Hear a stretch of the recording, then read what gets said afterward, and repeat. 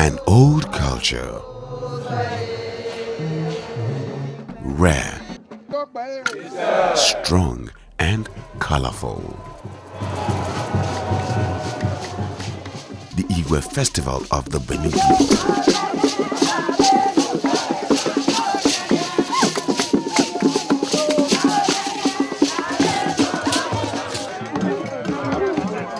In the beautiful beaded ancient regalia, the Oba, the chiefs and the people of the Benin Kingdom celebrate the 2008 edition of the annual Igue Festival. The Benin Traditional Institution is one of the oldest institutions in Nigeria, dating back to over 3,000 years, surviving Asian wars like the Jihad and even cultural imperialism.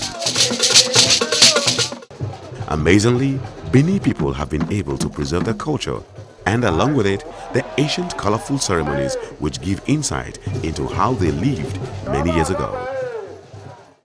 Benin did not describe themselves as Great Benin, not like Britain that described itself as Great Britain. The foreigners, when they came here and saw the richness of the culture, the quality of the leadership, on their own felt that no, this place deserves to have that appellation Great, and that's how it became Great Benin. The Igue Festival is a series of colorful ceremonies that bring the people of Benin, the chiefs and the Oba together to pay homage with dance and respect to the Almighty God through the spirit of their departed ancestors.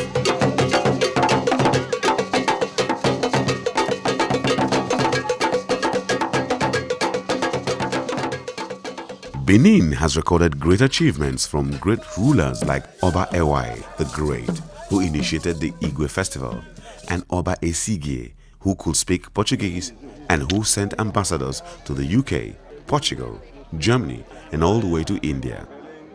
The Benin Kingdom also bequeathed to Nigerians the legacy of Oba Overa, the king who fought against British colonialism. Oba Overa came to the throne in 1888 at the height of the Benin Empire. His story truly started on the 4th of January 1897 when a group of foreign emissaries led by Lieutenant James Robert Phillips, the then acting British Consul General, were killed at Uroko, Benin along Ekenwa Road in what is known as the Benin Massacre. The Benins had established trade with the white man and at different times traded first with the Portuguese, the Germans, the Dutch and finally the British in the 19th century. But no one knew the mission of the white men. Was it trade? Was it something else? There was no one answer to this puzzle, as there were two separate accounts as to what Lieutenant James Robert Phillips' mission was. The British now brought a woman to be married to Oba of Benin. As was the time of Ewire festival, strangers were not allowed to see the Benin monarch. Then some chiefs misinterpreted the white people's speech to the Oba. They, on behalf of Oba Vorame, came to between Uruoho and Igue. We laid them on the bush and killed the white people. This was what led to the Benin Massacre of 1897. The second account claims the British asked for trouble. The British had everything planned. They knew what they wanted. Well, they've been coming to Benin. They were working under a treaty with the Benin. And all of a sudden, they decided to visit Benin at this time. Generally, when we are celebrating the Igue Festival, the Oba does not receive visitors. And they sent back to them not to come and gave them some time to come after the Igue Festival. But they refused and decided to come. They were looking for trouble. So they got trouble. Whatever the case, one thing was certain. Lieutenant James Robert Phillips and his colleagues had been massacred and there was going to be repercussions by the white man. And so, on the 9th of February 1897, a punitive expedition led by Admiral Sir Harry Rawson invaded Benin and in 10 days sacked, looted and burnt down the glory of Benin Kingdom. Oba Overa Nogbaisi was taken captive. The height of Benin kingdom ended with the captive situation of Babura. This is Ogoton. It was in this small community that Oba Overame spent his final hour before he was shipped to Calabar. Babura was detained in this very palace because they came very late. He slept this palace, and next morning they took him along. The Oba never returned to Benin, and the kingdom was left without a king for 17 years.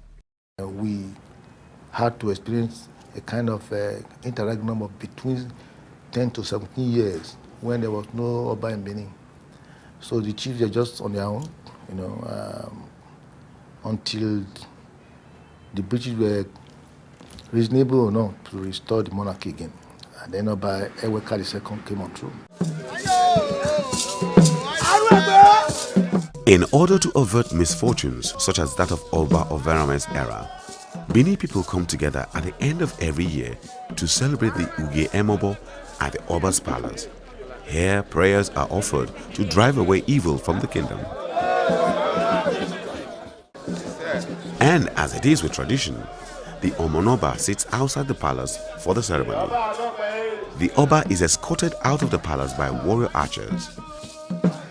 The chief priest commences the rite of the ceremony by striking the drums for the Ewini traditional music to be played.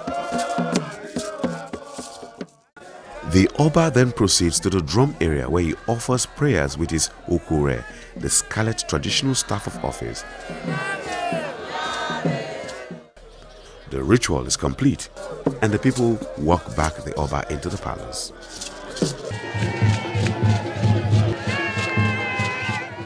This is the Uge Ewere.